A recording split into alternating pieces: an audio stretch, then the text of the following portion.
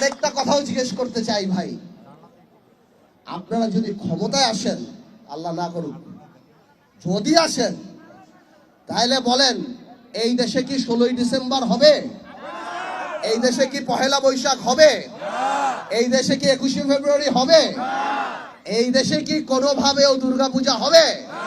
রাত্রেবেলা শাড়ি মশারি আর তেলের ড্রাম দিয়ে আপনি মানুষের ভোট পাবেন? ভাই, আপনি বোকার সঙ্গে বাস করেন।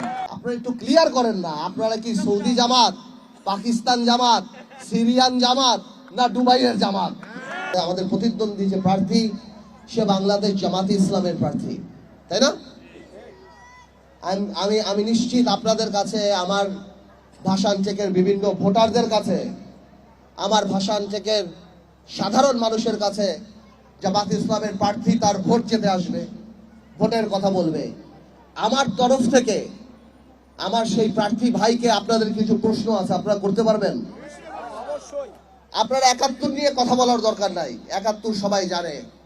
যেহেতু লোকাল পলিটিক্স, লোকাল জায়গা, আমার তরফ থেকে আপনি জিজ্ঞেস করবেন যে ভাই আপনি কে, আপনার বাড়ি কোথায়, আপনার বাসা কোথায়, গত 17 বছরে হেফাজত আন্দোলন থেকে আরম্ভ করে, নিরাপদ সড়ক থেকে আরম্ভ করে, এই এত আন্দোলন ফ্যাসিস্ট গভর্নমেন্টের, যেখানে জামাত ইসলামের এত বড় নেতাদের ফাঁসি হয়ে গেল, হাজার হাজার জামাতের ভাই বোনরা আমাদের সাথে মামলা খেলো, কারাগারে গেল, রিমান্ডে গেল।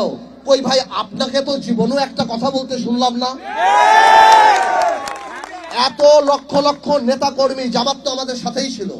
আমি পার্থ যখন 2018-তে জামাতের সাথে এক হয়ে এই আসনে নির্বাচন করলাম, আমার জামাতের ভাইরা, আমার বিএনপির ভাইরা, আমার বিজেপির ভাইরা যখন রাস্তায় রাস্তায় বাড়িতে বাড়িতে ঘুরে, আপনি কোথায় ছিলেন ভাই? আপনাকে তো একদিন দেখলাম না। পার্থ ভাই, আপনার কিছু লাগবে কিনা আমি আপনার পাশে দাঁড়াই? এই বাংলাদেশে আমাদের ম্যাডামের উপরে যত অত্যাচার, আপনাদের নেতাদের, জামাতের যে সিনিয়র বড় বড় নেতাদের ফাঁসি হয়ে গেল, জামাতের কত লক্ষ লক্ষ নেতা কর্মীকে মারা হলো, বা হাজার হাজার নেতা কর্মীকে গুম খুন করা হলো, কোথায় ভাই? আপনাকে তো কোনোদিন দেখলাম না। জাতীয় গুরুত্বপূর্ণ ইস্যু থেকে আরম্ভ করে জিনিসপত্রের দাম, শেয়ার মার্কেট, নিরাপদ সড়ক, হেফাজত ইসলাম, এই জুলাই আন্দোলন, কোথাও তো শুনলাম না ভাই আপনি ফেসবুকে একটা স্ট্যাটাস দিয়ে কোনোদিন কারো প্রতিবাদ